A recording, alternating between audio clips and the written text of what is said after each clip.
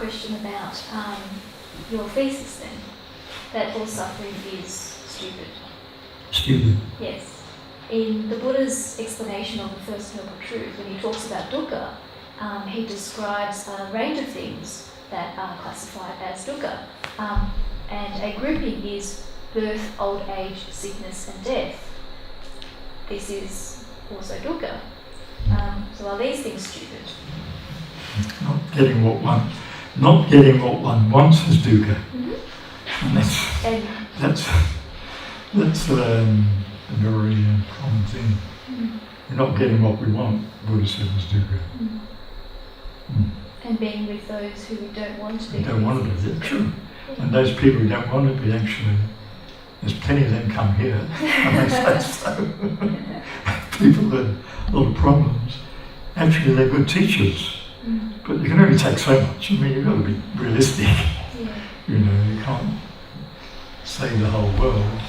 But these are also facts of life as well. These are things that will occur. Inevitably, with birth, there would be old age and death.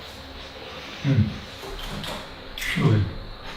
So, when we understand that, we understand the cycles of life, it's okay, we're okay about it. I have a monk friend, well, he's actually died now. He got stomach cancer. And he used to be a very big guy, you know, and now he's shriveled to nothing. But it was interesting, and he wouldn't take treatment, and he died quite young. But his mind was very uplifted. It never bothered him, you know. I know another monk who's just had an 8-year sentence, a local monk actually. He's happy. So he knows when he's going to die. He's got a heart condition. So it's good. I've got 8 years. It's a genetic thing. 8 years' time, I'm going to be finished. I mean, I could die tomorrow. We can die tomorrow, or who knows? Or we might linger on into, you know, I think that's the worst fate. Linger on as a geriatric and, you know, lose your mind, or the physical functioning. That's really dukkha, I should say. So if you know I'm going to die, you know, this person is a monk, fairly, I think he's only about 40, knows he's going to die in 8 years' time. That's a prediction. Okay, good.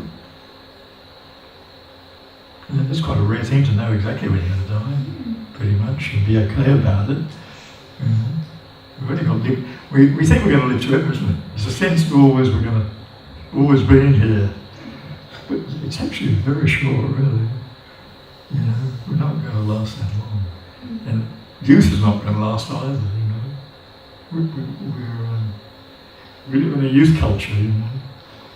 Youth doesn't last. It's very fleeting. So is life. So I feel this is the opportunity to do something, you know. We're in touch with a teacher. We're very fortunate, actually, to have the opportunity to make the best use of our time is to be practicing. And hopefully that this place eventually will have long-term retreats. That's what I think we need to do. There's few places in the West that you can do long-term, like 3 months or 6 months or ongoing. As I said, this practice is not easy. You're going against your natural inclinations, going against the current, so it's not easy. That's why it's important to have people who have travel experience to guide you. Even if that person is just enough more than you, is ahead of you, that's sufficient. You know, it's not. You don't necessarily. We're not looking for gurus. We're looking for guides, mentors who have done the practice. I've been practicing since '74. I think that works out about 42 or 3 years or something. The first 10 years, I floundered around, and I would go to teachers, and they would say, "Oh yeah, you know." I was doing Mahasi practice, started in India, and they would say, various teachers said, "Oh, that's good, it's okay." But when I actually went to saw the sadhus, and especially Sadhu Pandita, So that's go away, you know. Yeah.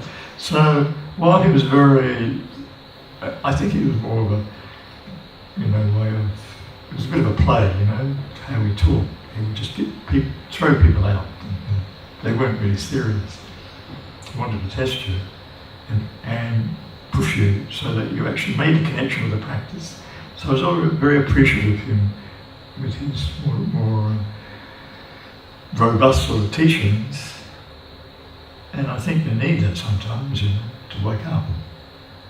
So after 10 years of reading nothing, I learned a lot about it, read a lot about the stuff, listened to a lot of stuff. But only when I got to Burma, that's why I'm quite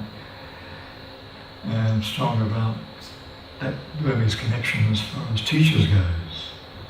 Because it is a story of Ananda. You've heard of Ananda? He was the Buddha's cousin and personal attendant for 40 odd years.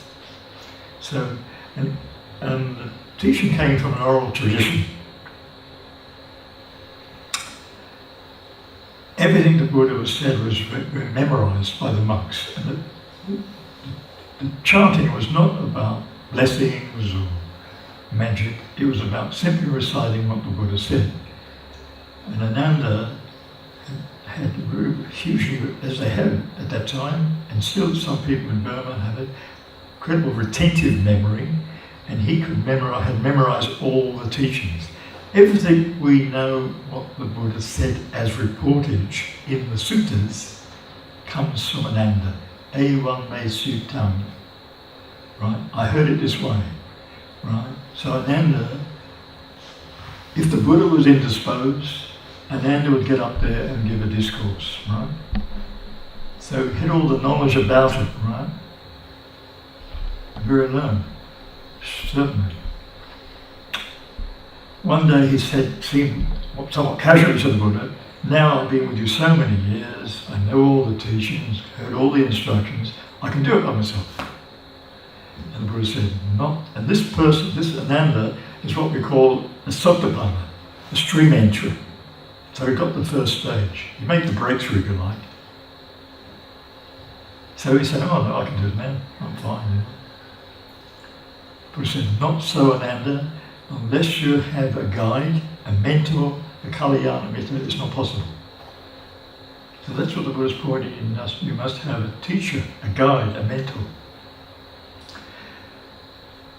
So, when the Buddha passed away, the Pannyavaro, Ananda was invited, 400 arahants, these 400 people, monks, I suppose, mostly, if not all, were to recite the teachings. Ananda was to be the main person who was reciting the practice, but he was only a first stage, if you like, stream entry. So that night, before the first council, 3 months after Buddha's passing away, he practiced very intensively. Sitting, walking, many hours. And he was getting nowhere. And this is what it said happened. He then slowly, as he was lying down, movement, Mahasi's like this story, as he was moving, bang, he got it. Just in the movement of lying down, he saw it. He saw nature, he saw rising, passing away. So then he gave the recitation of the teachings in the first council. So everything we know is had been memorized by Ananda. Actually, there were some monks in Burma, there was 10 who could recite the whole Tripitaka, that's 3 baskets of teaching. And it's said to be 11 size in volume, more than the Bible. So there's a lot of stuff there, isn't there? Huge. We'd use a hard drive, hard disk. And the 2 of them came here. They were middle-aged, and I was trying to poke them. Can they still do it? They were shy, but they wouldn't say. So I assume they couldn't, because the brain is not lost its flexibility. So it's that tradition, though, is still in Burma, I think. It's been lost in other countries, even Sri Lanka, Thailand, Cambodia, Laos. But it's still there in Myanmar, where you'll find little nippers, kids reciting. The old Buddhist culture still is intact, although who knows what's going to happen in the long term. So there you go.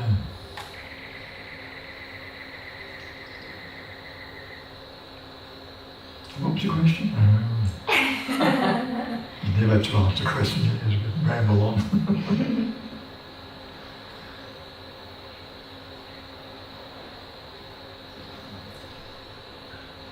Well, we've got a full house of retreat.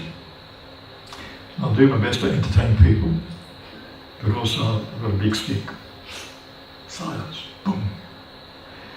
Because it's a matter of discipline. The only discipline, nothing to be imposed. Certainly we're on 5 precepts, that's understood. But the discipline is actually to impeccably follow the technique, the practice. And then it will unfold. Don't worry what you know or don't know about it. If you just follow the basic instruction, which I found, it works. You've got to put the time and effort into it. Sustained effort and time. And it's not a matter of 10 days, it's months and more. First long-term practice I did in Myanmar at my house is just 1 year. I'm a slow learner.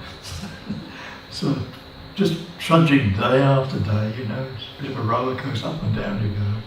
Just keep at it. It is, if you've got the persistence, it's more. Not if you're too brilliant, people, they just flash it, come and go. But if you just hang in there and keep practicing away, it works slowly over the years.